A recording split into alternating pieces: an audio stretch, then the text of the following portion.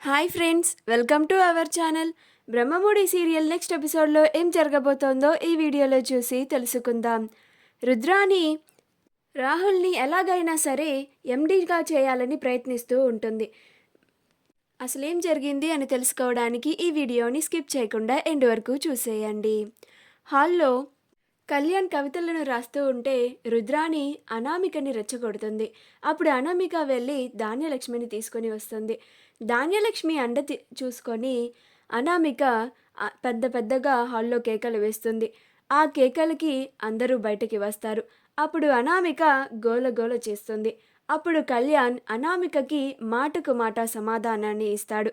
అలా కళ్యాణ్ ఇక నేను ఆఫీస్కి వెళ్ళను అని అంటాడు. అప్పుడు అపర్ణ, అదేంటి కళ్యాణ్, ఎవరూ ఆఫీస్కి వెళ్ళకపోతే మన కంపెనీ ఏమవుతుందిరా అని అంటుంది. అప్పుడు కళ్యాణ్ కోపంగా, అది నీ సమస్య పెద్దమ్మ, దానికి నేను బాధ్యుణ్ణి కాను అని అంటాడు. అప్పుడు అపర్ణ కళ్యాణ్ అని కోపంగా అంటుంది. అప్పుడు కళ్యాణ్ సైలెంట్గా ఉండిపోతాడు. అప్పుడు అపర్ణ, ఏంటి కళ్యాణ్, నా మాటకే ఎదురు సమాధానం చెప్తున్నావు, ఎంత ధైర్యం నీకు అని అంటుంది. అప్పుడు కళ్యాణ్, నేనేం తప్పుగా మాట్లాడలేదు కదా పెద్దమ్మ, ఉన్న మాటే అన్నాను. ఆ స్థానానికి అర్హుడు అన్నయ్య ఒక్కడే. అన్నయ్యే బిజినెసెస్ని అన్నీ సమర్థవంతంగా చూసుకుంటాడు. అలాంటి మనిషిని నువ్వే నీ పంతం కోసం ఆ స్థానం నుంచి దింపేశావు అని అంటాడు.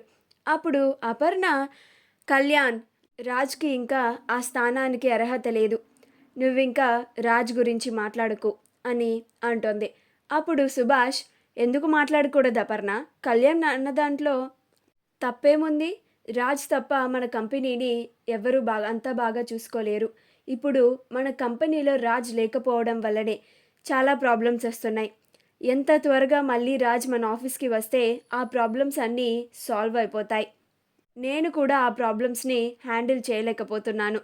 రాజ్ మళ్ళీ ఆఫీస్కి రావాల్సిందే అని అంటాడు. అప్పుడు రుద్రాని, అమ్మో, మళ్ళీ రాజ్ ఆఫీస్కి వెళ్తే నా కొడుకుని నేను ఎండీ చేయలేను. ఇప్పుడే ఎలాగైనా సరే రాహుల్ ప్రస్తావన తీసుకురావాలి. రాహుల్ని ఎలాగైనా సరే ఎండీని చేయాలి. ఇదే నాకు మంచి అవకాశం. ఇది చేజార్చుకుంటే ఇక నేను మళ్ళీ రాహుల్ని ఎండీని చేయలేను. రాహుల్ని ఇప్పుడు కనుక ఎండీని చేయలేకపోతే రాజ్ మళ్ళీ ఎండీ అయిపోతాడు.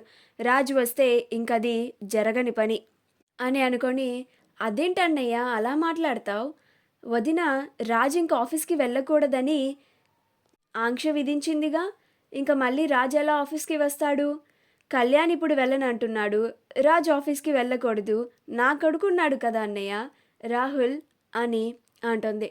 అప్పుడు స్వప్న, అది ఎండీ పొజిషన్, మేనేజర్ పోస్ట్ కాదు అని అంటుంది. అప్పుడు రుద్రాని, నేను అదే అంటున్నాను కోడలా, రాహుల్కి ఏం తక్కువ, రాహుల్కి చాలా ఎక్స్పీరియన్స్ ఉంది కదా, పైగా చాలా రోజుల నుండి మేనేజర్గా కూడా చాలా మంచిగా చేస్తున్నాడు.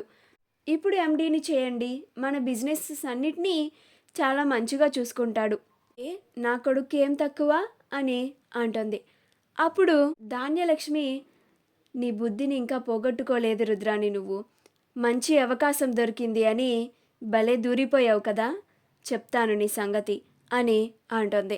అనుకొని, రాహుల్ని నమ్మి ఎండీ పొజిషన్ని ఎలా ఇస్తామనుకున్నావు రుద్రాని అని అంటుంది.